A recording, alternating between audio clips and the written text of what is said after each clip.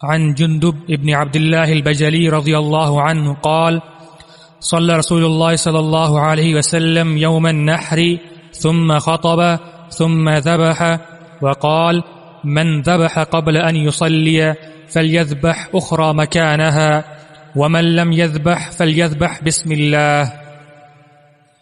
اس حدیث کا موضوع بھی یعنی پچھلی حدیث والا ہے کہ نماز عید سے قبل جانور ذبح کرنے کا کیا حکم. جندب بن عبداللہ البجلی اس حدیث کے راوی ہیں.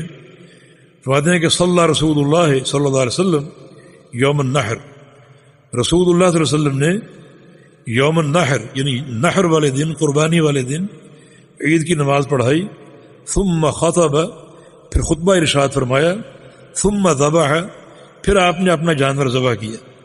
رسول کریم صلی اللہ علیہ وسلم اپنا جانور بھی عیدگاہ میں ساتھ لاتے تھے اور وہیں ذبح کرتے تھے، صرف صحابہ کو تعلیم دینے کے لیے، تاکہ صحابہ ذبح کو دیکھیں، ذبح کی کیفیت کو دیکھیں اور اس معاملے میں میری سنت کی اقتداء کریں اور میرے طریقے کی پیروی کریں. یہ اس کا اصل مقصد تھا. باقی قربانی آپ کہیں بھی کر سکتے ہیں. تو آپ صلی اللہ علیہ وسلم وہیں اپنا جانور ذبح کیا کرتے تھے صحابہ کے سامنے اور ان کی موجودگی میں، تاکہ قربانی کے تعلق سے بھی وہ میری اقتداء کے تقاضے پورے کریں. وقال، اور فرمایا، من ذبح قبل ان یصلی فلیذبح اخری، جس شخص نے نماز سے قبل اپنی قربانی کر لی ہے وہ دوسری قربانی کرے. اس کی قربانی نہیں ہوئی، اس کا عزم کچھ بھی ہو، ارادہ کچھ بھی ہو، نیت اور سوچ کچھ بھی ہو اور طلب کچھ بھی ہو، دوسری قربانی کرے، وہ قربانی قبول نہیں ہوئی.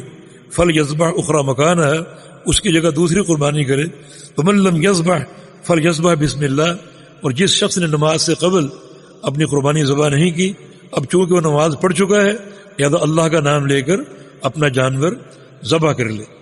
صحیح بخاری کے ایک حدیث سے معلوم ہوتا ہے کہ جب رسول اللہ صلی اللہ علیہ وسلم نماز عید کے لیے جا رہے تھے، ابو بردہ بن نیار کے گھر کے پاس سے گزرے تو اس کے گھر کی نالی سے خون بہتا دیکھا آپ نے، کہ خون اس کے گھر سے آ رہا تھا.